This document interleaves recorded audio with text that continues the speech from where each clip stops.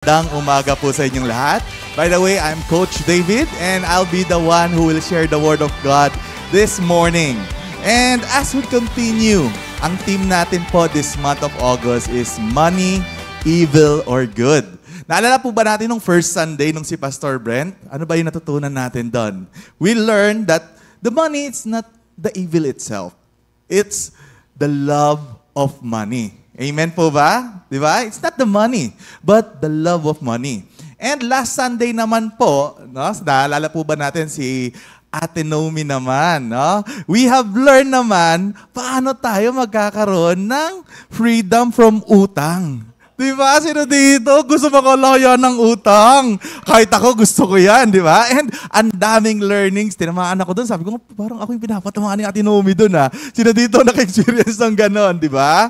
And this time naman, after natin makalaya, alam na natin, paano yung paraan how to escape from this utang. This time naman, aaralin naman natin, paano naman natin i-manage ang pinagkatiwala ng Panginoon sa atin. Paano magkaroon ng budget na hindi bitin? Sino gusto malaman yan? Amen. Kaya ngayong umaga, sama-sama nating alamin at pag-aralan, ano po ba ang sinasabi ng Bible patungkol sa usaping budgeting and proper stewardship. So before we start, I would like to invite everyone to please stand up as we start our service with a prayer. Yes, Lord, Heavenly Father, thank you so much, Lord God, for this wonderful morning. Maraming salamat sa buhay ng bawat isa, Lord God. Lord, salamat sa tema namin, Lord God, money, evil or good. Natututo kami, Lord God, on how to properly manage money. And right now, Lord God, grant us wisdom, Lord God, as we study, Lord, ano ba ang sinasabi mo, Panginoon ko, pagdating sa tamang budgeting, tamang pag-steward, Lord God, sa imong pinamahala sa amin, Lord God. Gabayan mo kami, Lord God. Use me, Lord God, as your mouthpiece, Lord God. Anoint me, Lord God. Holy Spirit, ikaw ang gumalaw. We invite your presence. This is our prayer in Jesus' mighty name. Amen. Sige, pwede na po tayo magsilingkod. So, ang ating word po ay kukunin natin sa Haggai 1 verse 6. So, pwede po nating basahin. So, you have planted much, but harvested little. You eat, but never have enough. You drink, but never have your fill. You put on clothes, but are not warm. You earn wages only to put them in a purse with hole in it. Amen. Kung titingnan natin, no, etong book po na ito, to just give you a context, no, to a background, ang nagsulat po nito ay si Prophet Haggai in the Old Testament. So ito po yung naisulat way back 520 BC po. Ito po yung nangyari during the time of Babylonian exile, tapos yung mga Israelite or the Jews are going back to Jerusalem. During the time po daw na yon, ang mga Jews daw po ay nag-struggle sila to build their lives, to restore yung city. Kasi di ba, umalis sila, i-restore nila yung city and yung temple. So meaning, ang mga Israelite daw is facing economic difficulties. Di ba, parang tayo ngayon sa Pilipinas, we are experiencing that. So hindi pala siya bago. Even before, meron ganyan. Naging maganda yung kanilang ani, wala masyadong crops, no? May kahirapan, may kagutuman, at may malaking kakulungan talaga sa pangangailangan ng mga Israelites during those times. Even though during those times, nagtatrabaho naman sila ng talagang i-work hard sila. But they are not seeing the expected result. Diba? Minsan ganun tayo. Almost same in our generation today. Most of our here, nagtatrabaho. Sino dito nagtatrabaho? Amen. Diba? Nagtatrabaho. Ang iba naman dito, kung walang trabaho, may negosyo. Amen. Yung iba pa dito, may mga kanyang racket, may negosyo na, may trabaho, may racket pa, may diskarte pa. Pero, minsan ba napansin mo, bakit madalas kulang pa din? Di ba? Mapapaisip ko, trabaho naman ako. Grabe naman ang kayod ko, pero bakit kulang pa rin? Bakit parating bitin? Like nga sa sinabi sa verse 6, na ang kinikita daw natin sa ating trabaho, ay para lang daw nilalagay sa isang wallet na may butas. Ay, silipin nyo nga yung mga wallet nyo, baka butas lang yan, di ba? No? Minsan nga nagiging joke pa ito sa social media pagdating sa income natin. Yung, kung ang sahod mo ay isang pamagat. Ano ito? Di ba? Yung iba sabi nila, gone with the wind. Ala, parang nawala nga. Pagdapo ko sa kamay ko, bye! Di ba? Yung ano pa, pwede pang never enough. Di ba? Napapakanta ka, never enough. Di ba? Tama pa. Meron pa, pwede pang OPM. Sabi niya, yung kanyang sahod daw parang isang kisap mata. Pumikit lang, nawala na. Kasi pinambayad na kay Judith saka kay Jonah. Kaya, parati na lang daw tayo nakatingala at nag-aantay ng isang himala. Di ba? Parang kanta lang, di ba? At dahil sa ganitong sitwasyon, nagiging cycle na ng mga Pinoy at karamihan sa atin, especially nakakalungkot sa mga believers, nagtataka, nagtatanong na, Lord, work naman ako ng work.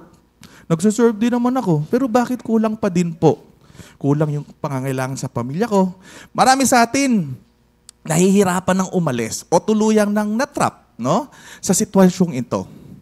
Kaya umaasa na lang sila sa isang himala. Ang iba nga, sumusubok na lang sa sugal, sa swerte, di ba? Nakakalungkot. Yung iba, tumataya na lang ng loto. Sino nakataya dito ng loto? Lahat tinayaan na, yung 642, 45, 49, lahat. Kahit may 6100 na ba? Tinayaan na lahat. No? Pero sa 38 years ko na buhay ako, wala pa akong kaibigan, kakilala, nanalo dito. No? And yung iba naman, marami pang ibang klaseng sugal ang pinasukan kasi nga gusto niya swerte na lang, easy money. Diba? May high-alay, karera, ano pa. Ngayon, online gambling na, no? Pati sila nag-upgrade na. Ano yung tawag doon? Scatter and many more. Diba? Nakakalungkot. And these things, it can lead you to much suffering. Yung utang-utang and financial struggle. Minsan nga nakakalungkot, naaral ako, meron ako nakikita, tumataya siya. Habang tumataya siya, nagdadasal pa siya. Oh. Lord, nangako pa. Pag nanalo ko dito, promise, 10% bibili ko. Ay, hindi, 50% ibibigay ko sa'yo sa church, sa mga tao mo. Char. Diba? Sa maliit nga na blessing. Tingnan mo, sinusugal mo, hindi ka mapagkatiwalaan. Diba? Gusto mo pang malakihan pa, niloloko mo si Lord. Diba? Kaya nga sabi ni Pastor Brent last time, no, the money is the second most talk topic in the Bible. Diba? Naalala nyo? Ilang verses ang merong talk about money, possession, and wealth? It's around 2,300. Bakit po kaya ganun? Bakit kaya binibigyan ng importansya ng Panginoon about sa wealth? Concern masyado ang Lord natin. God gave us the money as a tool, no? Gamitin natin for our daily needs, and also we can use the money to do good. But because of money, many people fall for it. To the point na dito na lang umiikot yung buhay. Yung alam mo yun, yung utak, yung puso, laman na lang pera. Ang words ginagawa na itong idol. Ang laging laman na lang ng ating puso, kundi pera. Nawala si Lord, no? So the common reason bakit always bitin ang budget ng isang tao ay dahil sa kakulangan ng kaalaman sa pag-manage nito or budget sa kanilang pera. Sabi nga, lack of financial literacy ang problema sa Pilipinas. Based on the statistic, noong 2024, alam niyo po ba na 25% lang po sa adult Filipino ang financial literate. Anong nangyari dun sa 75? Gastador. Hindi alam ang gagawin sa pera nila. No? And last time, nung si Pastor Brent, may shinare siya sa atin. No? Sa title natin ngayon, na budget na DB10, ang pag-uusapan natin kasi, proper budgeting and how we will manage it and we will align it. Ito maganda. Hindi tayo basta mag-align lang sa worldly things in terms of budgeting. We will align it in the Bible. Gusto niyo ba yan? Ready na ba ang lahat? Okay. So again, last time may shinare si Pastor Brent how to use a budgeting strategy, a strategy ni Chinkitan. Ako naman po, as a financial advisor also, no? I also teach ways of managing finances. And similarly, with the one na shinare ni Pastor. So let's see the slide. Ayan. So ganito po pag-breakdown ng budget. Similar lang naman dun sa pinost ni Pastor Brent. So we have 100% of our income. So, ang una daw po nating itatabi dyan, siyempre walang iba, kundi ang tithes. 10%, di ba? Yun ang tinuro ng Bible. Next is yung needs or yung tinatawag na OPEX. Ito yung operating expense or yung mga pangangailangan natin for daily needs. 50%. Siyempre marami yan. Sila Judith, Juna. Oh, mamaya i-explore natin yan dyan. Third, the emergency funds or the income protection. That's at 10%. Fourth is the wants or the leisure, or yung mga gusto rin naman natin. Siyempre, ito yung mga paborito ng lahat, the rewards, di ba? And lastly, the investment, or you can use it as a retirement fund natin for 20%. So ngayon po, isa-isahin natin to para mas mas maintindihan po natin to. At syempre, sisimulan po natin sa top and the most important sa ating budgeting. Ano po ito ulit? Tithes. So, again, tithes, ito po ay ang pagbabalik sa ating Panginoon ng 10% ng anumang tinanggap natin galing sa Panginoon. Let's read in Leviticus 27:30-32. A tithe is everything from the land, whether grain from the soil or fruit from the trees belongs to the Lord. It is holy to the Lord. Whoever would redeem any of their tithe must add fifth of value to it. Every tithe of the herd and flock, every tenth animal that passes under the shepherd rod will be holy to the Lord. Amen. So, tithing daw po, yung pagsosoli. No? Hindi naman tayo nagbibigay. Soli yun kay Lord yun Iniaangkin naman kasi natin Actually, yung buong 100% gikan kay Lord nga. Kumbaga, we're just returning the 10% sa ating Panginoon.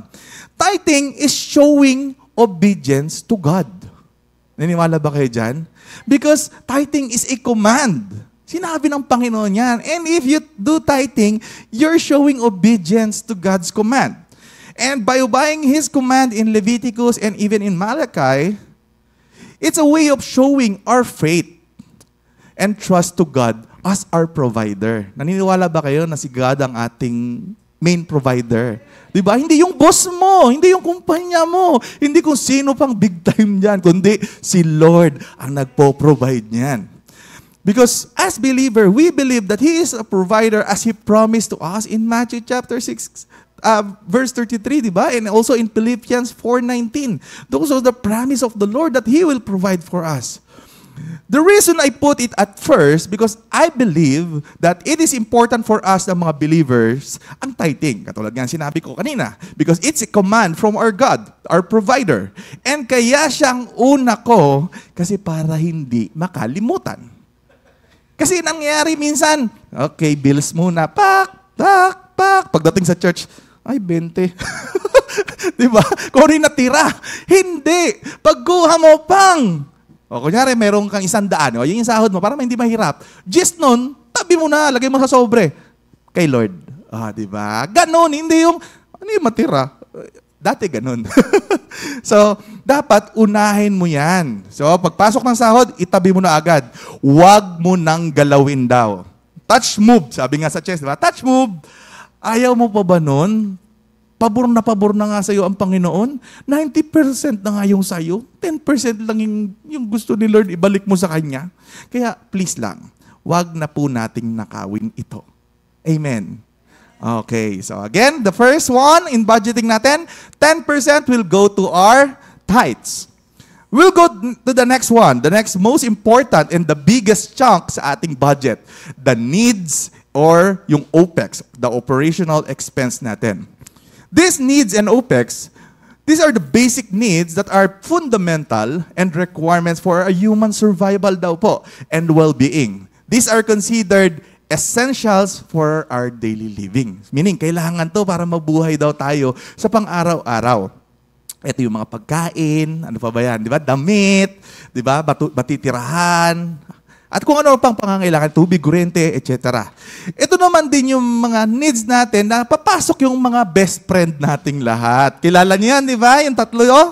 Si Judith, si Juna, saka si Bill. Ayan, tatlo yan, nagkakaibigan yan. So, this OPEX means na operating expense. These are the things for us to continue na mag-operate ang pamilya natin, ang needs natin, at ang business natin. Dito papasok po yun. So, who among you here, I would like to ask, are breadwinners? Taas kamay. Breadwinners. Yung talagang provider. O, nahihiya lang iba, no? Ako, breadwinner. Diba? Yung may trabaho. The main reason na nagtatrabaho po tayo is to provide for our needs. Wala po siguro dito nagtatrabaho kasi trip ko lang. No? Sana all, no? Nagtrabaho kasi trip lang. So, because of our family needs, right? If we fail to manage our finances, ang tendency po nito, we will fail to provide to the family needs, which is sad po. Because this became a common problem sa Filipino. And this might lead to some serious problem po pag hindi natin na-provide to. May away, may hiwalayan, may nakawan, and worse, nakikita natin sa TV, nag-lead pa sa patayan because of money. So, let's see what the Bible tells us with regards to providing for the needs of our family. Let's read in 1 Timothy 5:8. So, basahin ko po.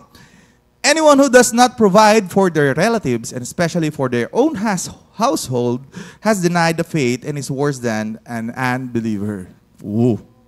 Imagine, no? Sabi ng Bible, kapag na-fail daw natin, na hindi tayo makaprovide sa family natin, sa relatives natin, especially sa mismong pamamahay mo, we denied our faith. And mas malala pa daw tayo sa isang unbeliever.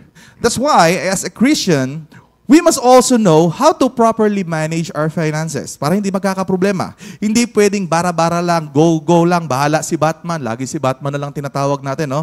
Isang kahig, isang tuka lang, di ba? We must break this cycle of poverty. God does not want na maging mahirap tayo. Ay, alisin nyo sa isip na yan, hindi, dapat mahirap lang ako. Hindi gusto ng Panginoon yan. Ang devil ang may sabi nun. No? Gusto niya kasing sirain ang buhay mo at ang pamilya mo using your finances. Sabi nga sa John 10:10, let me share with you. The thief comes only to steal, kill, and destroy. And I have come that they may have life and have it to the full. Kung titingnan nyo, sabi dito, God wanted you to have a life and live it to the full. Abundant life to. Physical and spiritual richness. Kaya mali ang kaisipan na masama maging mayaman because our God is rich. Big time si Lord. Amen? So, dapat ikaw din, big time yung Panginoon ko. Hindi pwedeng ganito lang ako, magsusumikap ako. God will help me. God will provide for me. Amen? Okay. So, after that, no, yung 50% daw po natin, kapag kita natin sa ating budgeting, alam naman natin saan pupunta sa OPEX. Pag sinabing OPEX, ito po yung pangangailangan. Baka makakita ko pag gumawa kayo ng needs OPEX, may nakalista doon. Brand new shoes. Uy, ouch. Hindi, wala ako doon. Nilagay sa needs OPEX. No? So, hindi. Mga pagkain, yung mga bayarin natin na kailangan natin to survive. Okay? Next natin pag-uusapan, di ba, 50%. Ano yun? Another 10% po. Emergency funds and income protection. So, this is the money to set aside for this is to use to cover the daily needs in the events of unforeseen circumstances. Usually po, as a financial advisor po, we recommend our clients to have at least an equal of 6 months' salary as their emergency fund or savings. Ano po ibig sabihin nun? Dapat daw po meron kayong nakatabi sa bangko o kahit saan pa, basta safe bangko, na equal sa 6 months salary nyo. Let's say, ang monthly salary ko po ay 10,000. Dapat po sa bangko, may nakatabi po akong 60,000. So that, no, if unforeseen event comes, na pwedeng mag-lead sa kawalan ng income. Like kunyari, nagkasakit po ako or na-aksidente ko, na-injured ko. Siguro, maximum of 6 months, walang income papasok sa family ko. If I don't have that kind of protection, what will happen to the family? Diba? Maghihirap, magugutom, nga, no? Mawawalan ka bigla ng work. So, you have 6 months, kahit wala kang work, you can continue ang buhay ng pamilya mo. Walang mag-i-stop. Makakahanap ka ng new work, makaka-recover ka nang hindi naaapektuhan ang daily needs ng family mo in 6 months. Ang hirap no, isipin mo, kunyari nagkasakit ka, nasa bahay ka, no, hindi man naghihingalo ka, nang hindi ka makagalaw, ganyan. Tapos makikita mo yung anak mo, wala nang kinakain kasi wala kang ma-provide. Diba? But if you have this kind of emergency fund or income protection, your family meron kang tinatawag na peace of mind for this, no? Tingnan natin. Hindi kasi natin maiiwasan yung future financial burden katulad ng utang kung tayo'y walang ganitong nakaredy. Yung iba pa nga nagbebenta ng ari-arian, nagsasanla, and somehow, kung meron ka nito, it will gather your senses in bouncing back kasi walang additional worry sa'yo. Right? So, let's see ano bang sinasabi ng Bible about being prepared. Ang ganda nito. Sinulat ni Haring Solomon. Proverbs chapter 6, verse 6 to 8, no? Go to the ant, you sluggard, consider its ways and be wise. It has no commander, no overseer or ruler. Yet it stores its provision in summer and gather its foods at harvest. Amen. This verse is written by King Solomon, and we know he is the richest and wisest man ever written in the Bible, in the history. So tingnan daw natin ang mga lamigas. Alam niyo yung lamigas, di ba? Yung mga langgam, no? Wala daw silang leader, wala naman daw nagkocommand sa kanila, wala namamahala. But they store provision during sa season na malakas sila. During sa season na possible silang makatrabaho. Yung makaka-work sila, di ba? Yun yung summer. So, syempre, mainit. Pwede silang lumabas, no? Maghahakot sila ng mga pagkain nila, kung ano man na pwede nilang i-store sa kanilang bahay, no? Yan yung time na pwede silang mag-ipon sa kanilang kita. Para daw, pagdating sa panahon ng tag-ulan, or anumang season, kunyari, taglamig, tag-yelo, wherein walang ani, walang kita, they can still live and continue. Same sa atin. Dapat meron tayong ganong mindset. We are always prepared for something na pwedeng mangyari. And lahat naman tayo possible ma-aksidente. Lahat naman dito tayo possible magkasakit. And we must prepared for it. Okay? Tapos itong masakit. Yung langgam nagtitipid, nagsisave, tapos ikaw, ubos biyaya. YOLO pa nga sabi mo. You only live once. Oy, no? Hindi ko naman madadala sa langit to eh. Kaya enjoy ko na lang. Yung tipong enjoy now, iyak later. Di ba? Enjoy now, hingi later. Enjoy now, utang later. Ang tendency niyan, bayad later na. Di ba? Kaya sabi ni Solomon, tingnan natin paano magtrabaho ang mga lamigas at kuhaan ito ng aral. And another story po, meron pang isa. Another story in the Bible, nagpapakita ng magiging handa for uncertainty, yung mga event na ganito. In Genesis 41:34-36, basahin ko po. Let Pharaoh appoint commissioners over the land to take a fifth of the harvest of Egypt. During the 7 years of abundance, they should collect all the food of this good year that are coming and store up the grain under the authority of Pharaoh to be kept in the cities for food. This food should be held in reserve for the country to be used during the 7 years of famine that will come upon Egypt, so that the country may not be ruined by the famine. So as you can see, ito po yung story po ni Joseph the Dreamer in the Old Testament. Makikita natin itong si Pharaoh daw po, no, isang leader ng country, Egypt, he had a dream. Pero, syempre, wala siyang blessing ni Lord na maintindihan yung dream niya. But through Joseph, na-interpret nila ito, at ang sabi po, ay magkakaroon daw na 7 years na sagana ang kanilang bayan. Pero, after nun, meron na namang isang katuloy na magkakaroon din daw po ng 7 years na kagutuman. So, si Pharaoh, as a wise leader, he commanded yung kanyang mga commander sa lupain. Sabi niya, oy, kuhaan nyo ng kada-ani natin dyan, ha? 5%, ilagay nyo na kagad sa savings natin dyan. Savings nyo na yan para sa taggutom na darating, no? Kasi, ano yan eh, alam na natin, sinabi na ni Joseph, may taggutom. So ngayon, habang magade-ani, tabihan nyo ng 5%. Kurutan nyo lang, di ba? So in 7 years, nagtabi sila. Para daw i-prepare ang sarili nila to the upcoming famine, and ang gandang sinabi niya, para hindi mag-suffer and maruin ang kanyang bansa. Di ba? Dahil sa kagutuman. Grabe. So tayo din po, no? Same sa atin. Meron tayong kanya-kanyang nasasakupan. May pamilya tayo, di ba? So, we are also leaders of our own families. And soon enough, even the youth, magkakaroon din kayo ng mga masasakupan ninyo. We must learn from this story in the Bible because it will save us from the potential financial struggles that might ruin our lives. And not just our lives, but even the lives of our family. So dapat ganun tayo mag-isip. Hindi lang yung kung ano yung nasa harap natin, yun na yun. We must, like the Pharaoh, to think na magpe-prepare tayo for this kind of situation. Hindi yung, okay pa naman, wala naman ako sakit, goods. Hindi pa naman ako mamatay, bata pa ako eh. Okay na. Di ba? No. Because there is what we call sad event. No? Tingnan natin, ano ba yung sad event? Sige, next. These are the sad event. So, ang meaning ng sad, the sickness, the accident, and death. No? These are the common reason also bakit naghihirap ang mga Pinoy. Because we are not prepared for this event. That will happen sa buhay natin. Sabihin nyo sa akin, hindi kayo mamamatay. Hindi ko na kayo kakausapin. Okay na. Okay na tayo. Kaya hindi pa pala kayo mamamatay eh. Di ba lahat mamamatay? O sabihin mo sa akin, hindi kayo magkakasakit. O, di ba? O sabihin mo, hindi ka talaga mag-aaksidente. Lahat tayo, chances are, mangyayari yan sa buhay natin. We will encounter those things. Di ba? So, the challenge is, yun nga ang mga Pinoy, hindi ready for that thing. And ang sad part on this one is that, hindi lang naman po tayo ang magsasuffer, but the whole family. And especially the one na may iwan po natin if ever man na mamatay po tayo. But to prevent this, there are financial institutions in the Philippines, no, that offer solution and protection to prevent the consequences of these events. No? Pwede. Ano daw po ito? Ang tawag po dito ay insurance. So ito pong insurance na ito,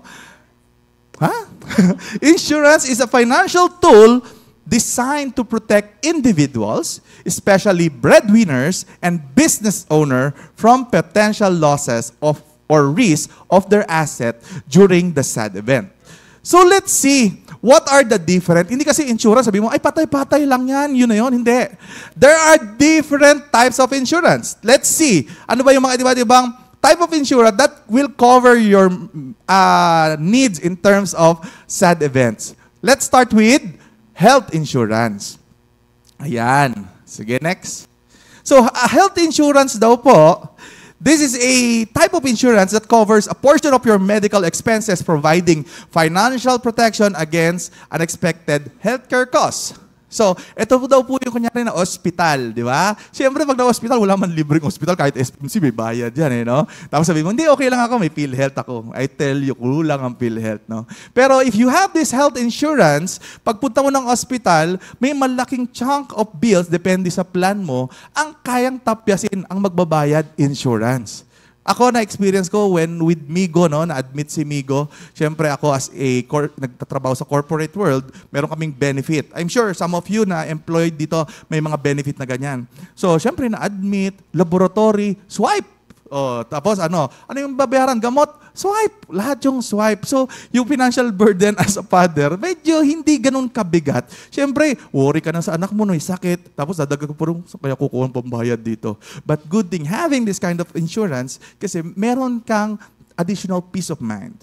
It also reduces the delay and waiting time for medical treatment. Minsan, kailangan mo na magpagamot, kailangan mo na magpa-check up. Hindi mo magawa. Bakit? Walang pera. But the good thing of having this, kahit magpa-check up ako, kahit sinong doktor na espesyalista, I can, punta lang ako, pa-approve, pa-check up. Sabihin ng doktor, kailangan mo daw mag-2D echo, ang dami ni-request.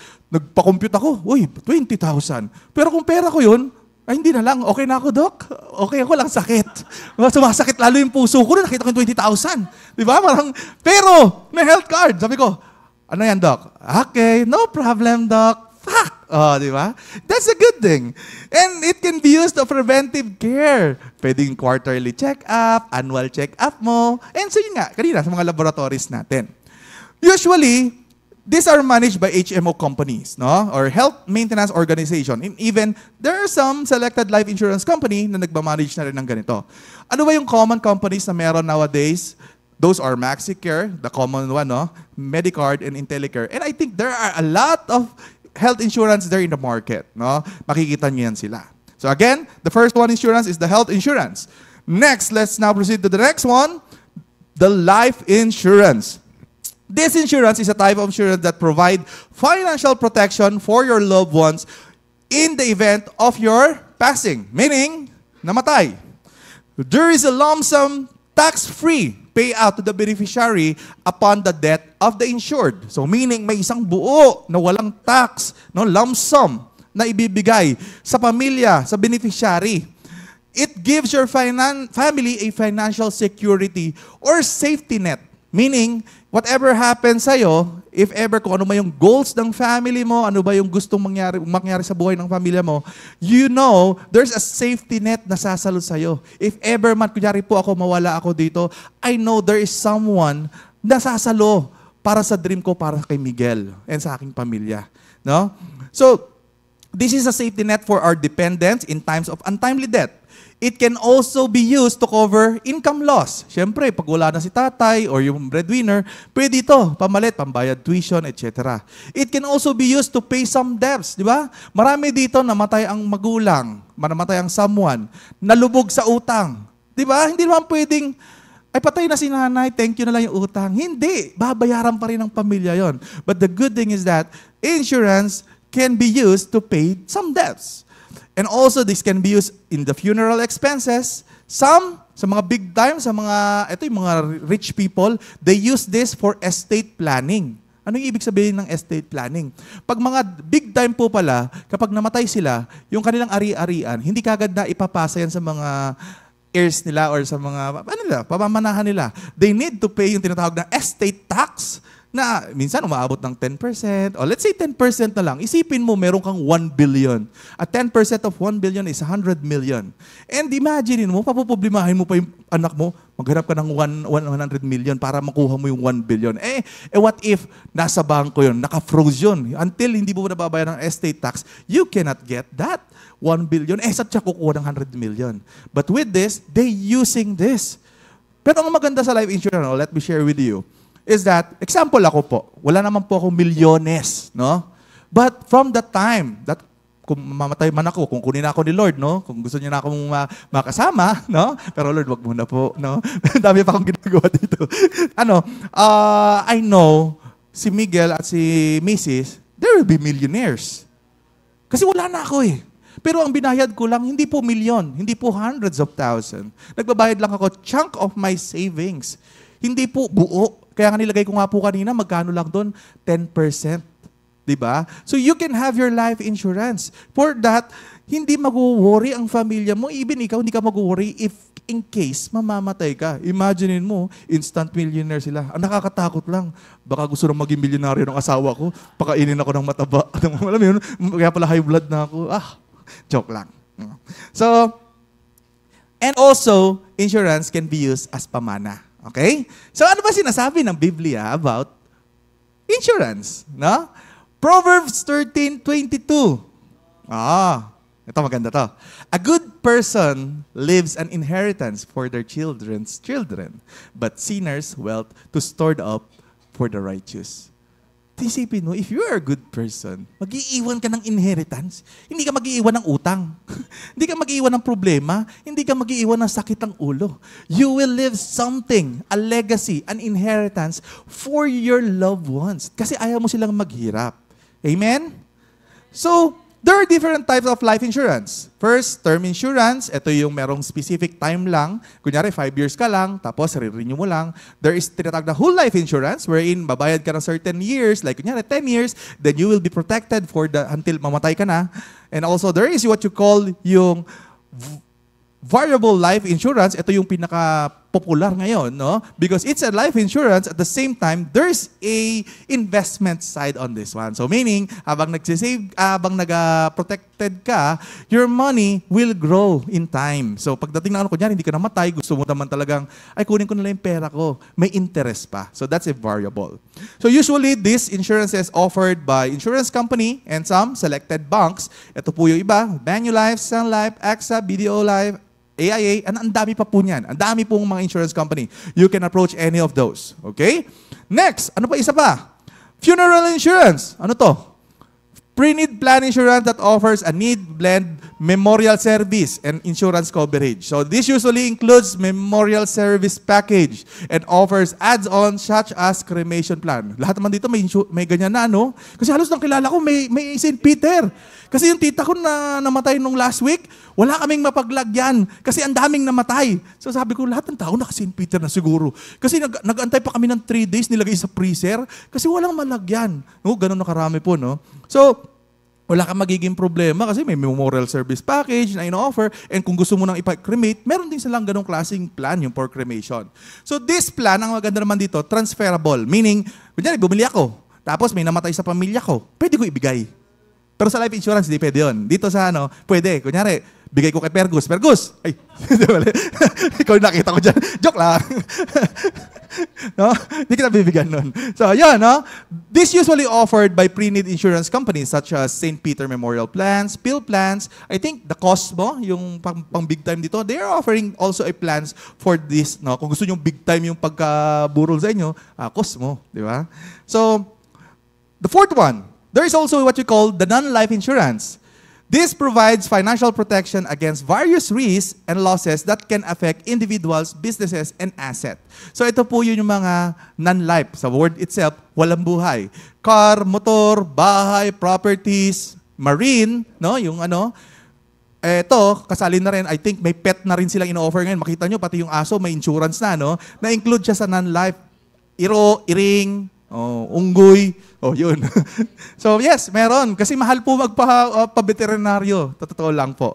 No? Even your gadgets. Di ba minsan pag bibili kang bagong cellphone, sir, gusto niyo po ng namin, gadget care? Insurance yon. Ano pa? Di ba pag travel ka abroad, hindi ka makaka-travel pag walang travel insurance. So ito yung mga yon, etc. etc. Non-life insurance cover a wide range of risks, including damage to property, liability or injuries, damage to others, and loss of asset due to unforeseen event. So, in short, mga short term lang po ito, meaning renewable. Di ba yung kotse natin, yearly, nire-renew natin, wala pong 5 years insurance, laging yearly kasi nag-depreciate po yung value. Nag-depende po kasi yan kung magkano appraisal ng ating pinapa-insure. So, again, these are short-term. Usually, ino-offer po ito ng mga non-life insurance company like Cocogen, Malayan, Prudential, Pioneer, and many more. No? Ang dami yan sila. You can search Google. So, we're done for the insurance. Punta naman tayo sa ika-4 at paborito ng lahat. Yan na, happy na lahat. Pastor Brett, yeah! Wants or leisure. So, these are the desire that can improve the quality of life but are not strictly necessary. Meaning, it can be an optional and we can consider this as a reward to self or minsan sa group, sa family, no? I know again, most of you, paborito to. Ako din po, no? The want of leisure. Dito mahuhulog po yung mga gusto natin sa buhay like travel goals, clothing, pang-date with family, kain sa labas, enjoy paminsan-minsan, no? And many more. Ay, depende sa inyo anong happiness ang meron sa inyo or leisure you want, depending on the person. Minsan, we can consider this as a reward to ourselves. But the problem is, many people fail on this one. Bakit? Unang-una po, kasi madalas inuuna ito.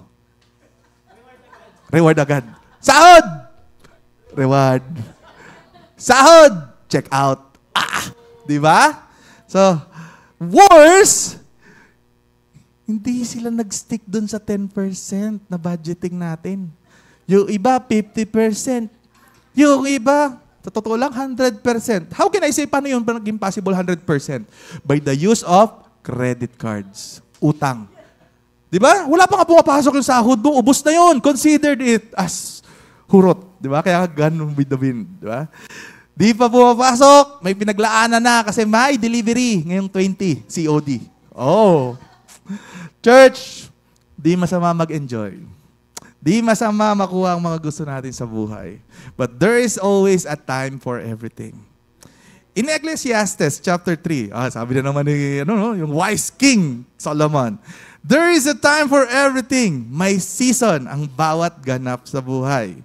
And on verse 12 to 13, let's read. Sabi dito ni King Solomon, I know that there is nothing better for people than to be happy and to do good while they live, that each of them may eat and drink and find satisfaction in all their toil. This is the gift of God. Amen. So dito, he emphasizes the finding of joy and contentment in life's simple pleasure. It suggests na there's nothing better than being happy and doing good habang tayo daw po ay nabubuhay dito. eating, drinking, so ano man yung happiness nyo, and enjoying one's labor is considered, ito po ay considered a gift from God. So dito ko makikita natin, it promotes a life-work balance, di ba? Di ba gusto niyo yun? Work-life balance. And si Lord, sabi niyo, pwede naman, no? You can eat, drink, find satisfaction. Pero of course, there's always a time. Di yung laging time mo ang gusto mo. Pwede, order na ako. Walang time, baka bukas batay na ako. Sayang, di ba? No, there's always a time. Tama naman talaga. Even me po. Sino dito? Di ba? Ginaganahan mo talaga tayong mag-work. Especially kapag happy tayo, di ba? So, to be honest, ako rin, happy ako kasi I was able to provide for my needs, mga happiness ko rin. Like, syempre, of course, my shoes, my clothing, everything, gadgets, no? And it made me feel that I made a great job sa trabaho ko. No? Sabi ko, kukurot lang ako. And I think, kaya ako nabibili yun because I have spare money to buy these things. Kasi kung wala, I'm sure kalaban ko una yung misis ko. Di ba? Kasi hindi niya ako papayagan, bakit mo ko bibiling yan? Utang pati ka lang siya. Di ba? Nagano po siya, nag-thanks lang. Kaya hindi niyo naintindihan, no? Pero ganun po yun. So, pero masaya ako kasi sinusuportahan niya yung bisyo ko. Kasi nga, I was able to have a proper budgeting of my finances right now. That kung may bibilin ako, no question asked. Minsan siya pa nga bumibili. Thank you, Nay. Di ba? So, ganun ka-supportive yung nanay ko ngayon. Basta good boy daw pala tayong mga lalaki. Ang asawa natin, supportive. Amen. So, after nung wants need, di na tayo matadong bababa dyan kasi madali na maintindihan no? Punta tayo sa fifth, the investment. This is a 20% part doon, no? An investment in an asset or property acquired to generate income or gain appreciation. Appreciation is the increase in the value of an asset over time. In short, gagain o ga-profit ang atoang gibutang na money through time. So, kakampi natin ang oras dito. So, before we proceed, what are the different investment na pwede nating pasukan or salihan?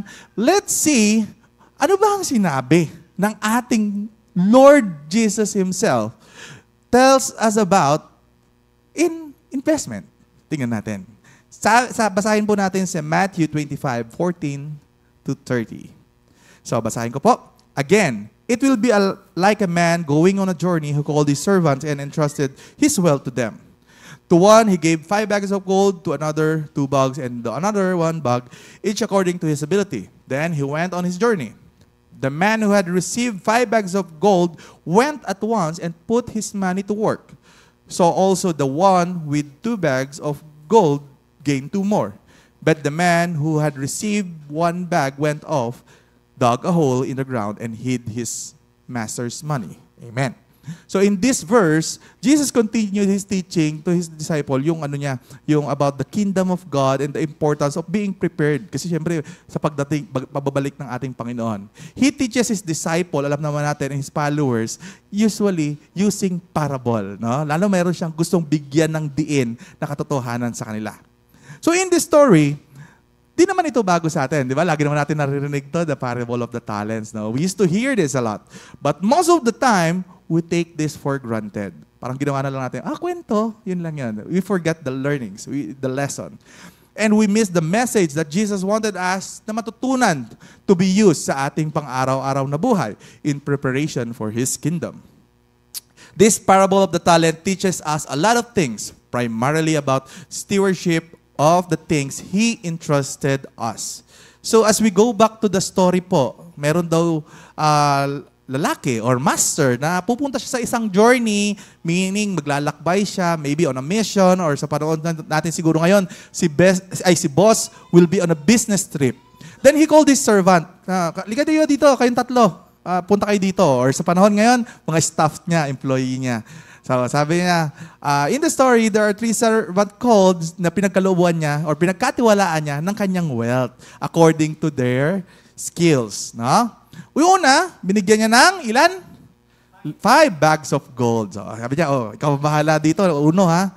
Ikaw 5 bags of gold yan. Ikaw pangalawa, 2 bags of gold sa'yo. Ikaw pangatlo, 1 bag of gold. Siyempre, as a master, alam niya yung mga kakayanan ng mga tao niya. Kilala niya. So, ibigay na lang niya yung ano yung kaya nilang pamahalaan. Okay? So, this was according to ability, sabi nga kanina. Then the master went to his journey. Alis na siya. So sa pag-alis ng kanilang master, kanya-kanyang galaw na ngayon ng mga servant. Pak, pak, pak. Sabi nung una, umalis agad at nilagay nito ang kanyang pera into work. So ito daw'y kumita ng 5. So meaning, 200%. Pag ganon. Second daw, ganon din, same din daw. Nilagay niya yung money niya into work kasi parang ginaya lang niya yung una no? At kumita rin ng 2 bag of gold. But itong ikatlo, anong ginawa niya? Imbes na palaguin niya, natakot, tinago niya. Naghukay siya, tago niya, nagantay na lang siya kay master. Yun lang yung kanyang ginawa. In this story, makikita natin ang pagkakaiba-iba ng reaksyon ng tao as they have been entrusted something. Tayo rin naman dito Kung bigyan tayo dito, tag-ita 1 milyon, I'm sure iba't iba ang gagawin nating lahat. Same sa story. Di ba? May iba't ibang pagkatao sila. So pag-aralan natin and tingnan, ano ba ang ginawa ng mga servant sa kwentang ito ng ating Panginoon? First and second servant who gained double. Kasi isahin ko na lang sila Pareha sila. Sabi sa verse 16, went at once. Ano ibig sabihin ng went at once? Went at once meaning pumunta agad. Pag-alis ng master niya, gumalaw siya agad. Sa atin ngayon, we can say that these 2 servants are proactive, maagap. They are creating or controlling the situation by causing something to happen. Gumagalaw kaagad sila rather than responding to it as after it has happened. So meaning, may kusa po sila. Makikita natin how the first and the second servant acted quickly upon receiving the bag of gold from his master. Di na siya nagdalawang isip pa.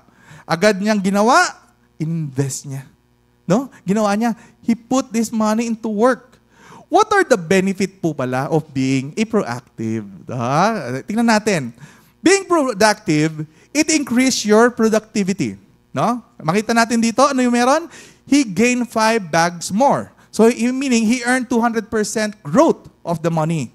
Kasi nga, mas maaga mong gagawin, mas marami kang magagawa.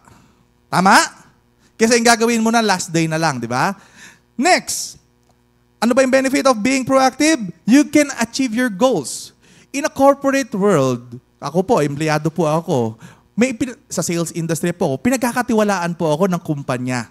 Sabi niya, dito ka Dave, sa Davao City, ikaw ang bahala sa sales natin dito. So, meron akong target, meron akong key performance indicator na binabantayan. Tapos, same sa story. Alam ko, darating yung boss ko. Actually, sa Tuesday, darating siya. No? Magkakaroon po kami ng business review. So, pagtapos ko dito, gagawa na naman ang report ko. So, business review, kakamusta niya, what happened? Ano nangyari nung first half of 2025? Etc., etc. To check my performance, I need to report what happened sa entrusted territory nila sa akin. How the business going. And by being proactive, the chance of hitting my goals is high.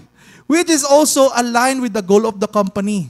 Kasi siyempre yung goal na ginagawa ko ngayon is aligned with the company's goals, which is my master, kung i-base natin sa story na to. So tingin nyo, di ba, kung hindi ko align doon, tapos hindi ako proactive, malamang I will not hit my KPIs, and to the point, baka talasikin ako sa kumpanya. Tama ba? Kung ikaw may empleyado ka, hindi ginagawa yung trabaho, sisipain mo naman talaga. Lugi negosyo, di ba? So, yun yung una. And third, you are prepared and ready. When given a task, katulad ng inutos ng master nila, common is that we experience challenges. But being prepared and ready, there is a higher chance, there is a higher chance to solve the problem. Meron kang sense of control pag maagap ka. Sorry, maliit, no? You have better time management. Hindi kayo nagmamadali lagi, taranta, okay? You can prioritize tasks. May time ka pa na, ito una, ito pangalawa, ito huli. No? You can avoid procrastination. Minsan kasi pag nagmamadali ka na, hindi ko na ko kaya. No? Nagsiself-procrastinate ka na. No? Natawa si G. So, minsan ganyan tayo. Reduce stress and anxiety. Talaga nakaka-stress. Pag one day na lang, nandiyan si boss, tapos hindi ka pa target. Loko, patay tayo dyan. No? Paano gagawa ka ng himala? And also, Ang sarap doon. Confidence ka. Feeling prepared. And it also increase resilience. In case meron kang problema, may pinagdaanan challenges, yung ikaw, resilience ka. The chance na maka-bounce back ka para ma-handle mo yung setbacks and failures are high. No? So those are the benefit of being proactive. So the first and second servant chose to be proactive. Gumalaw sila agad, ginalingan nila, inayos niya agad kung ano yung pinagkatiwala sa kanila nung kanilang master. Tayo din po sana mga believers, ganun din po sana tayo. Maraming blessing ang dumadaan sa buhay natin, but most of the time, we take it for granted. Pinabayaan lang natin. Hinayaan lang po natin. Minsan, gagalaw na lang tayo kung yung pawala na itong blessing na to. Or minsan, kung time, wala na talaga. No? That's a sad reality. If employee ka, you are blessed with work. Galingan mo yan. Sa umpisa pa lang, do your best agad. Hindi yung sa umpisa lang, tapos pag ano, wala na, di ba? Or sa huli ka pa magpapakitang gilas pag nasita ka na, di ba? So, pag estudyante ka, ganun din. Wag yung sa last quarter ka lang babarat, kaya pa sa last quarter yan. First quarter pa lang, banatan mo na. Be consistent, di ba? So, sabi nga ng Bible, if you work as if you're working for the Lord. Si Lord mo na ating bossing, no? Huwag mo nang antayin sabihan ka sa mga gagawin mo. So, ganun din sa mga negosyante, no? Galingan mo, aralin mo, no? Pagyamanin mo yan. Huwag kang tutulog-tulog mayat-maya na. Magugulat ka pagising mo, uy, lugi na. Saka pagagalaw. No? Mahirap na yan, ibawiin. So, kapag ganito at hindi ka proactive, you will miss a lot of things, a lot of opportunities, and you are prone to error and failure if hindi ka magiging proactive. Kaya pwede mo bang sabihin sa katabi mo, be proactive. Ayan. Okay. So, second, sa ginawa ng mga first and second, madapit na po tayo matapos. Verse 16, letter Z, he put his money to work. Wow. So, itong mga servant na ito, investors po pala sila. Putting money to work means actively using your money to generate more money passively rather than letting it in idle or natutulog lamang. In short, the money grows and generate more involves investing. Kaya masabi natin investor po ang dalawang ito. And there are various avenues or ways where we can put our money into work to make it grow. Same sa buhay po natin ngayon, no? God entrusted us with many things, and it includes our finances. The question is, ano ba ang ginagawa mo ngayon sa kayamanang pinagkatiwala ng Panginoon? Natutulog lang ba yan sa wallet mo? Natutulog lang, meron nga ako nabalitaan, sa ilalim daw ng kama, nilalagay yung pera niya. Ano yun, tutubo, no? So, as a financial advisor, here are some platforms where we can put our money that we can invest and grow it through time. So, let's start. The first one is savings. This is the most common type. A savings account is a type of bank account designed to help individuals save money while earning interest on their deposit. Actually, this has the lowest interest. Meron, no? Minsan, cute talaga, no? 0.0625 to 0.25 per annum for traditional savings in the Philippines. But the good thing here is low risk. Meaning, hindi naman bababayan, hindi naman mauubos yan. Savings yan, no? Hindi yan naaapektuhan. Ang kalaban lang kasi ng savings is the inflation. Meaning, naglagay ka ng 1,000. After 10 years, yung 1,000 mo, halagang 100 na lang yan. Bumaba yung halaga. Yun yung kalaban naman ng savings because it cannot beat the inflation rate, no? So dapat kung savings, this usually used for short-term goals natin. Okay? Kasi liquid to. Meaning, pag sinabi nating liquid, you can withdraw anytime. You can deposit anytime. Okay? So ngayon, ang nakakatuwa dito, nung araw pala, may bangko na. Oh, basahin natin, no? Sa verse 27, I just saw this. No? Katuloy doon, no? Sabi dito, well then, nung sinabihan niya yung servant 3, you should have put my money on deposit with the bankers so that when I return, I would have received it back with interest. Tingnan mo, si Lord, alam niya yung bangko. Alam niya yung interest. So si Lord, may mindset din ng being an investor. Di ba? Kasi naisip niya yun. So, those are the things. Yun yung una pa lang, no? Savings. So ano pa ba ang meron dito? Number 2 is yung tinatawag natin fixed deposit. So these are the type of investments such as time deposit in the bank account that provide fixed interest rate for specific period of time. Typically, guaranteed returns or ito rin, low risk or loss. Kaso matagal po ito. Ito yung mga 10 years, ilalagay ko. Kunyari, maglalagay ka ng 10,000, tapos sasabihin sa'yo, mag-agree kayo ng bangko. O sige, may return of investment ka ng 7% per annum. So, ganun po siya. The downside of here is that you cannot get your money. No? There's a penalty if you want to get that money. And you need to wait for 10 years for it to mature. No? So, those are yung fixed deposit. And maganda lang sa kanya is mas higher siya compared dun sa regular savings na kanina pinag-uusapan natin. Fixed terms, so mag-a-agree kayo, ilang years ba yan? 5, 10, or minsan may mga longer years pa po. So yun nga, not liquid, there are penalty for early withdrawal or surrender, and sometimes, I think, need ng lump sum amount of money if you want to start with. No? Medyo malaki yung start. So yun po yung isa, fixed deposit. Next, UITF. Some of you might be familiar with it. So a UITF is a unit investment trust fund. It's a type of investment product offered by banks and other financial institution po. So like insurance company. So a UITF is a professionally managed investment fund. Meaning, it's a pool of funds po. Meron pong full of funds, tapos meron pong magmamanage na isang professional po na broker for that. No? So, ini-invest nila yan in the stock market, nag-invest sila sa mga assets, sa bonds, and other securities. The good thing here is that mataas po ang returns dito. No? Meron to, it can reach up to 10% or more per annum. So, maganda po ito para sa mga beginners, sa mga gustong mag-start up. Bakit po? Because it is professionally managed nga po ng mga experienced fund manager. Ang nag-handle po nito, sila po yung nag-decide sa nila ilalagay, ano ba yung magandang investan, sa nila ililipat, no? So, dito, beneficial sa atin to kung wala kang oras. Kunyari, di ba? Ay, wala akong oras magtingin-tingin sa mga ganyan, stock market, no? This is good for you. And wala ka pang kaalaman masyado. Again, this kind of investment have no guarantees. Kasi variable siya. Nakadepende pa rin sa takbo ng merkado. No? It depends on the market performance. There is a minimum fees and charge, of course. Yun yung isa sa mga nito. Kasi syempre, babayaran mo yung nagmamanage. Hindi naman yan libre. So, yun yung ating mga fund managers and the company na nagmamanage investment mo. There is also, this is also a flexible, meaning no lock-in period. You can withdraw your money or you can add up anytime. Okay? So, that is the UITF. Ano po? There is also yung tinatawag natin na stock market. O, ito na.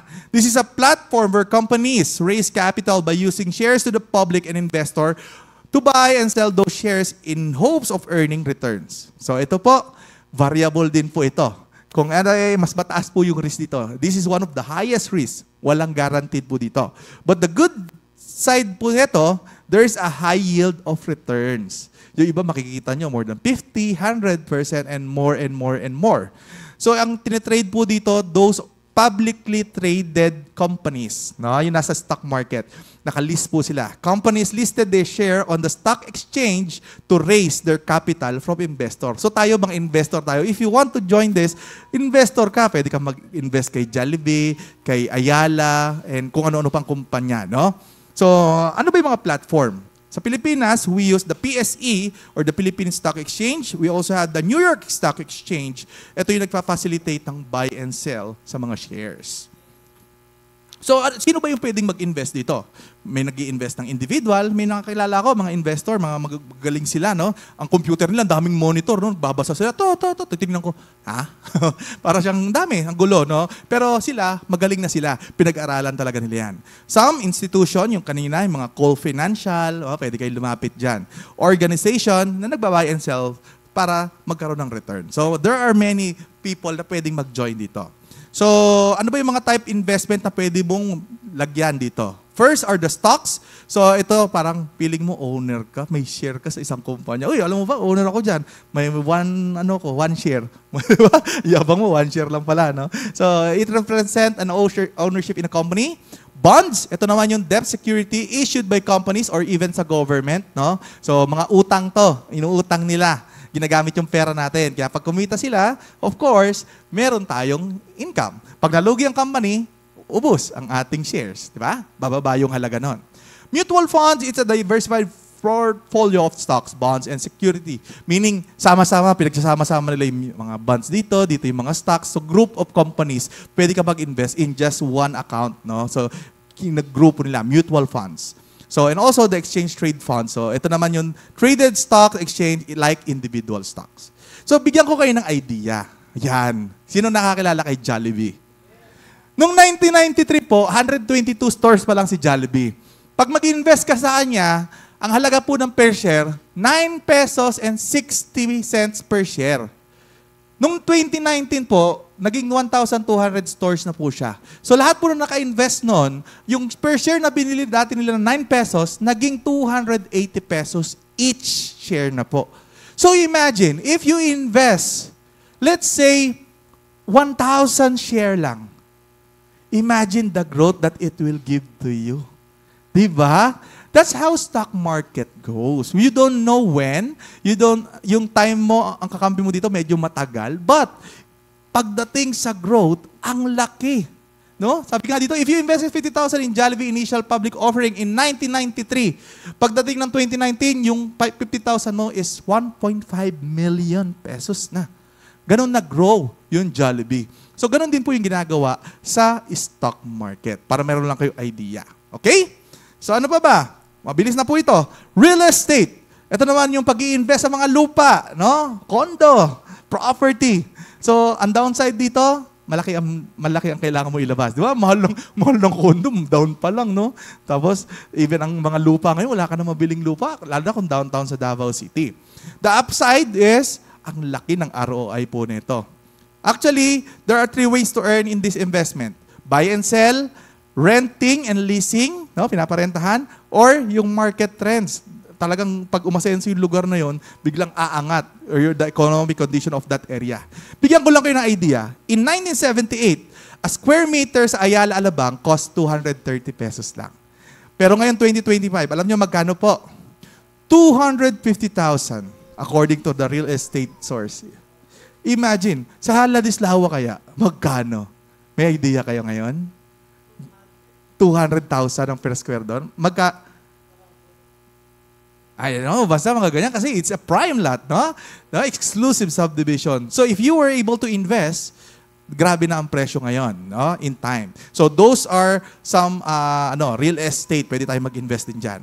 And last is a small business. Pwede kayo mag-business, mag-franchise, no? Yun yung mga ano ba yan, mga nakita ko? May potato corner, siomay, kunyari, ano pa ba yan? Basta ang dami nyo makikita ng ganyan, no? It's an investment opportunity sa atin na ang maganda kasi dito, establish na yung brand. Hindi ka na mamumblema, build na yung kanyang business. Ang downside, mahal. Malaki ang halaga nito. Some popular industry dito, food, retail, services, like that, no? Pwede ka mag-invest niyan. Especially kung sumukuha, ano ba yung mga mahal dyan? Shell, ano pa? Phoenix, yan, Jollibee, mga mahal po yan. No, but if you have the money and you want to invest, ganda yan kasi may system na sila. Wala ka nang po problemahin. Marketing, wala na po. No? So, as you can see, there's a lot of option, no? Where we can put our money into work. Hindi lang basta itago or sasayangin. Kaya wag kang matatakot. Parehas nung third servant. No? If you want, ask expert. Ask doon sa mga nakakalam. Kaya ngayon, let's go back to the story kanina ng servants, ng three servants. No? What happened to them after what they did? Ito, mabilis na lang po ito. Balikan natin. Ano yung ginawa ng first and 2 servants? And here are ano yung mga, kanina sabi? Ano yung ginawa? Proactive, and they put the money into work. And what are the rewards of doing that? Ito po. Una, they have been acknowledged and praised by the master. Sabi po, di ba, sa verse 21, his master replied, well done, good and faithful servant. Napuri sa kanyang master. Second, they have been blessed even more. In verse 21, sabi, I will put you in charge of many things. Instead, dinoble, mas pinadami. And third, they have been invited into his presence to celebrate. Sabi ng master, Come and share your master's happiness. So meaning, tara, sama ka dito. Let's celebrate together. Ang tanong, ano po ba ang sekreto nung dalawa? Actually, ni-reveal nung kanilang master yung secret. Sabi dito, simple lang. The master revealed it in verse 21b. You have been faithful with a few things. Ayun, salamat. So meaning, yun yung ginawa nung dalawa. They become faithful with a few things. So, tayo po, if we want to experience those things, those rewards that these two servants experience with their master, we must be faithful with the few things that the God entrusted us. Amen? Hindi siya secret. Nandiyan yun. We must be faithful. Now, let's see naman sa kabilang dako, no? Yung batang pasaway, the third servant. Ano ba ang karakter niya at ginawa nitong servant na to? First, he is wicked and lazy. Tamad, no? The money did not grow. Nagtatamad-tamad daw. Sabi sa verse 18, he dug a hole in the ground and hid his master's money. Wala, tago na lang na ako. Tapos, antay ko si master, baka dumating na yun. Di ba? Tamad, no? Wala siyang ginawa. Wicked siya. Second, full of excuses. Ayan, meron ko bang kilala niyan? Daming excuse, may pinapagawa ka. Ay, kasi ano ganito ay, busy ako. Di ba? So, tingnan natin. In verse 24, I knew that you are a hard man, harvesting where you have not sown and gathering where you have not scattered the seed. So, nirason pa niya, no? Nagrason-rason. Kasi naiiya ako sa iyo, natatakot ako kasi alam ko, working hard ka. Tapos, di ba? So, nagrarason siya sa kanyang katamaran. And the last one is, talawan. No? Takot. Hindi siya risk taker. Ayun, basa natin, no? In verse 25, sinabihan siya, sabi niya sa amo niya, I was afraid and went out and hid your gold in the ground. Takot kasi ako, master. Tago ko na lang po, no? Kasi nakaramdaman ko ng kaba, no? Wala siya yung courage at risk taker attitude like the first. After all of this, makikita natin na nag-check balance ka natin. Next daw, Har. Ano ba yung naging consequences nung ginawa nung third servant na yun? Let's see daw. Ano ba yung... The third servant consequence. One, he was labeled by his master as wicked and lazy servants. Tamad! Makasalanan ka, di ba? You wicked, lazy servant. Next, blessing has been taken away from me. Binawasan, tinanggal. Kung ano man yung pinagkaloob sa kanya, sabi, so take the bag of gold from him. Bawian niyo yan. No? And last, itong nakakatakot. He was thrown out to the hell and branded as worthless. Sabi dito, throw that worthless servant outside into the darkness where there will be weeping and gnashing of teeth. And most of us, we don't want to be in that position. Amen? So, minsan, nakakalungkot, no? Dito na po ako magtatapos. Sa buhay natin, we are like this servant. Iba't ibang tao tayo dito. Hindi ko masabi kung ikaw ba si 1, ikaw si 2, o ikaw si 3. Nakakalungkot dahil marami sa atin hindi bibigyang halaga ang pinagkakaloob ng ating Panginoon. Hindi binibigyang halaga ang anumang blessing na natatanggap niya. Sinasayang lang niya ito para sa wala. Sinasayang lang niya ito para sa pangsarili. Nakakalungkot. Kasi yung iba, hindi nagiging proactive. Wala lang. Passive lang ko. Sige lang, kung ano lang, darating yun. Nakakalungkot po. Pero we are so blessed, church, that we are here today and God reminded us again, especially for those who are experiencing na lagi akong kulang, lagi akong bitin. This is the time God is reminding you what to do. What is the secret sa budget para hindi mabitin? At ang sabi ng master, sabi niya dito, basahin natin ulit. Because you have been faithful with few things. Kailangan lang pala natin maging faithful. Saan magsisimula yun? Una, di ba nakita naman natin yung command niya, tithes. Faithful ka ba in the tithes that the God has commanded us to give back to Him? Minsan yun na nga lang eh. O sige, sabihin natin, iba. Sa pinagkatiwala niyang pamilya mo, do you take care of your family? Inuuna mo ba ang pamilya mo? O baka inuuna mo ang sarili mong kagustuhan? Baka nagugutom na yung pamilya mo, tas ikaw, inom ka pa rin ng inom. Alak ka pa rin ng alak. Sugal ka pa rin ng sugal. Asan ang pag-aalaga doon? Ikaw, estudyante ka. Binigyan ka ng pagkakataon makapag-aral. Pero ano ginagawa mo? Cutting na lang ako. Sige lang. Tagal pa naman yan. Ay, binigyan akong pera ni mama, bili ko daw ng libro. Ay hindi, magbilyar na lang tayo doon sa kanto. Ganun ba ang ginagawa mo sa blessing na pinagkakaloob ng Panginoon? Hindi ka mapagkatiwalaan sa maliit na bagay. Tapos aasa ka. Gusto mo pangmalakihan agad.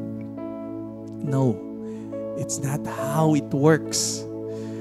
We, as the servant of God, entrusted by things, must be faithful kahit maliit pa na bagay yan.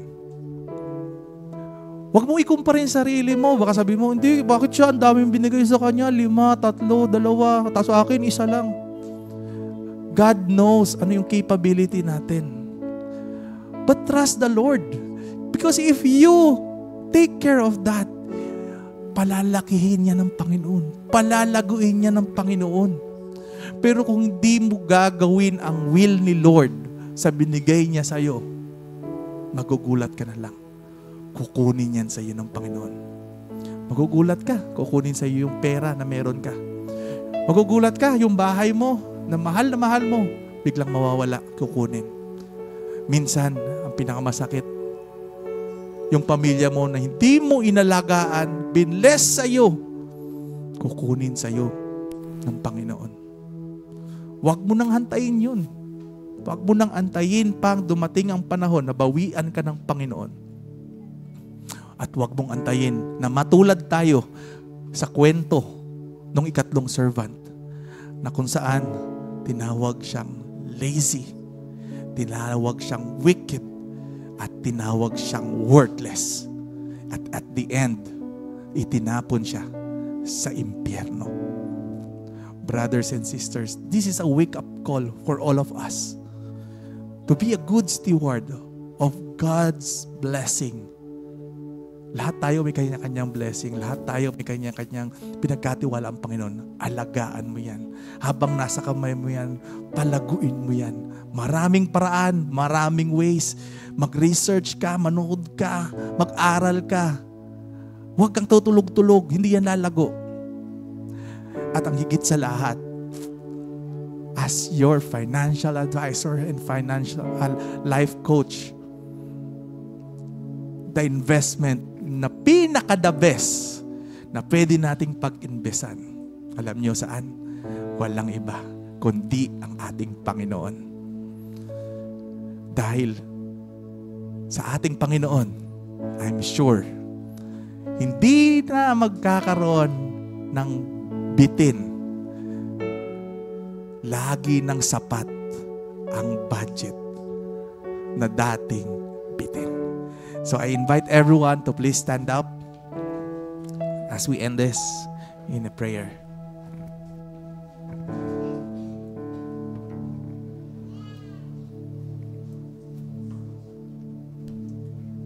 Yes, as we listen to the song, take this time, take this opportunity. You can close your eyes. You can lift up your hand. Take this moment to talk to our Lord. Talk to our Master. He is there in front of you. We are His servants. He is looking at you right now. Ngayon, there's a check and balance.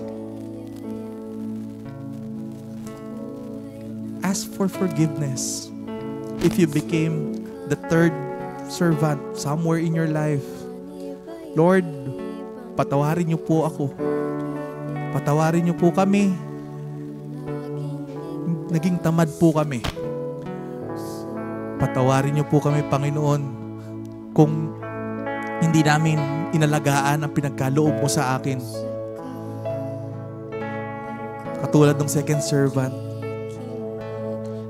hinukay ko na lang, nilubog ko lang, hindi ko pinalago ito, Panginoon ko. Patawad, Lord. Lord, minsan natatakot po kami.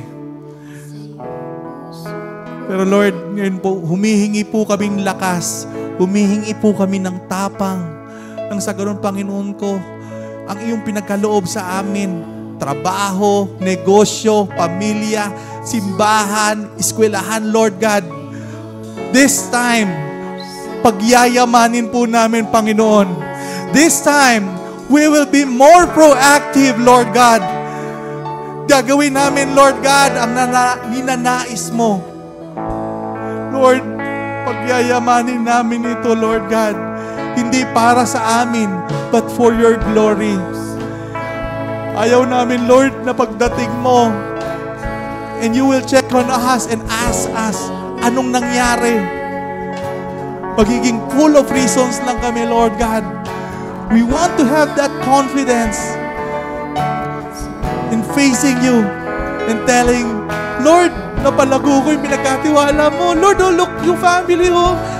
Ang dami, ang ganda, ang sagana. Lord, tingnan mo yung business ko, Lord. Mas lumaki na, Lord. Yung eskwela ko, Lord God, I'm doing great. May honors ako ngayon, Panginoon. Lord, look at the church.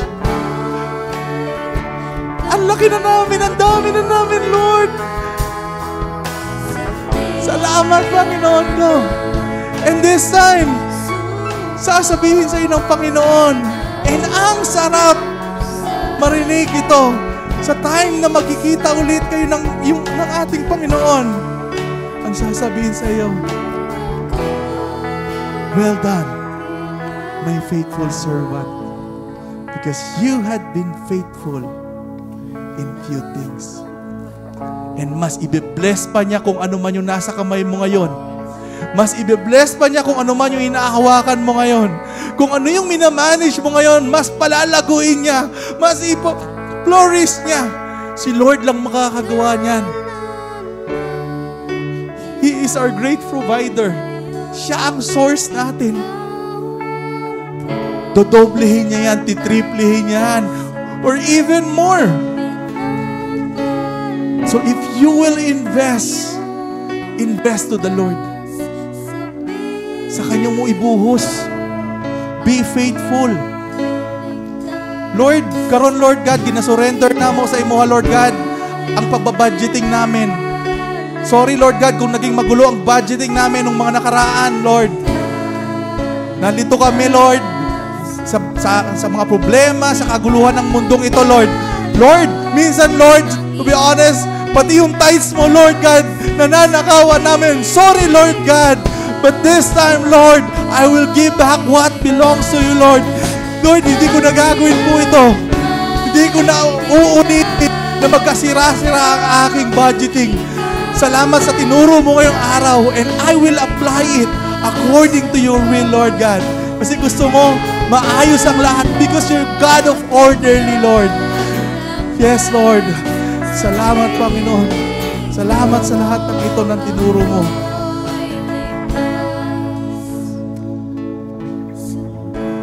Sabay-sabay nating awitin.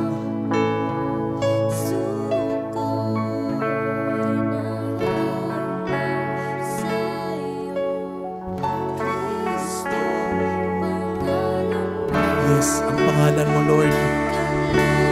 Yes, siya ang tunay na sandigan. Kung may problema ka in finances, iiyak mo, isurrender mo kay Lord. Lord, I ask for blessing, Lord God. Bless the works of our hands right now, Lord God, in Jesus' name. Kung meron dito, Lord God, may mga babayaran na utang sa school, bills, mga due date, Lord God, we declare provision, Lord God. Provide mo sila, Lord God. Hindi sila magkakaroon ng worries, Lord God. They will have peace of mind, Lord God. Lord, give them peace, Lord God. A joy sa puso nila, Lord. Lord, ikaw na po ang bahala sa amin, Lord God. Kasi kung kami lang, magiging magulo ang lahat. Hindi na kami makikinig sa kung sino mong magaling sa mundong ito. Nasa Bible na pala lahat, Lord God. Ang lahat ng pwede about the business, investment, saving, about financial. It's in the Bible. We will be faithful, Lord God, to you and to your word. Yes. Lord, maraming salamat po, Lord God. Maraming salamat sa pagmamahal mo. Salamat sa lahat ng pinagkaloob mo sa amin, Panginoon ko. Yes, we acknowledge you as our Lord, Savior, our provider, Lord God. Thank you. Hindi ka nagsasawang bigyan kami. Hindi ka madamot. You are a generous God, Lord God. Kahit kami pa ulit-ulit na dadapa, you gave us, Lord God. Salamat, Panginoon ko, for your love. And Lord, as we end this, Lord God, i-bless mo sila, Lord God, hanggang sa pag-uwi namin, Lord. Cover us with your most precious blood. And this is our prayer. We bring back the glory and honors and praise in Jesus' mighty name. Amen and amen. Isang malakas na palakpak para kay Coach Dave. Before we end, we will invite all our new friends in front. We will pray for you. Come, Diana and family, let's go move forward here. We'll pray for you. And I think the friend of sige po, let's move forward. And our visitors from I think here para po mapag-pray natin sila. Come on, let's move forward. Palakpakan naman natin yung mga new friends natin. Sige, let's lay our hands to them. Let's lay our hands. Lord, maraming salamat po, Panginoon, sa mga, for your word, Lord. It reminds us, Panginoon, to become a good stewards. And Lord, thank you for your people here. Lord, hindi sadya na dinala mo sila rito, Panginoon, because may purpose ito. In the name of Jesus, may gusto kang, may mga surprises ka sa kanila, gusto mo silang pagpalain. Lord, ang mga families, ano mga ginagawa nila sa buhay, calling, saan mo man silang field nilalagay. Lord, in the name of Jesus, may you bless them. Lord, we're excited for more, Lord, na makasama sila, Panginoon, sa family na ito, in the name of Jesus. Guide them completely, Panginoon, at ilayo mo sila sa temptation. Salamat po, in Jesus' mighty name we pray. Amen. Praise God. You can go back to your seats na po. Taas natin lahat ng ating mga kamay. May the Lord bless you. May the Lord keep you. May the Lord make His face shine upon you. May the Lord be gracious to you. Lord, give the strength of our hands, Panginoon. Ito na naman, isang linggo na naman, magtatrabaho kami, Panginoon. Pagpalain mo ang aming mga kamay in the name of Jesus. Lord, we pray also for provision, Lord, mga expenses namin. Lord, yung OPEX, yung tithing, Panginoon, yung mga expenses namin, ganito pala, how to invest properly. Salamat, Lord. Hindi namin alam ito, kaya pala laging bitin kami sa budgeting, laging nagugulo kami, Lord, sa family. May mga dismanagement na nangyayari because disorganized pala kami. But Lord, thank you for the series. Lord, this month of August, tinuturuan mo kami to become good stewards, Lord, lahat ng blessing na binibigay mo sa amin. Lord, ilayo mo din kami sa temptations, Lord, in the name of Jesus. God, thank you for your church, Lord, na tinuturuan mo kami hindi lang in faith, hindi lang in obedience, Lord, pati sa mga ganitong matter. Salamat po, Panginoon, at lahat naman ito guided sa pamamagitan ng Biblia. Thank you, Lord. May you bless you, Panginoon, sa aming pag-uwi. Ingatan mo kami, pagpalain mo kami lahat, at maging sa life retreat namin, Lord, this coming Wednesday, Thursday, and Friday, Lord, we pray for more power, deliverance, healing, marami makakalaya in the name of Jesus. At mamaya, Lord, sa aming life retreat preparation, we're excited, Lord, sa mga ipapadala mo pang mga souls. Salamat, Panginoon. We love you, we praise you, and we bring back all the glory, honor, and praise in Jesus' mighty name. And everybody say, Amen. Praise God. Isang malakas na palakpak para sa ating Panginoon. God bless and see you!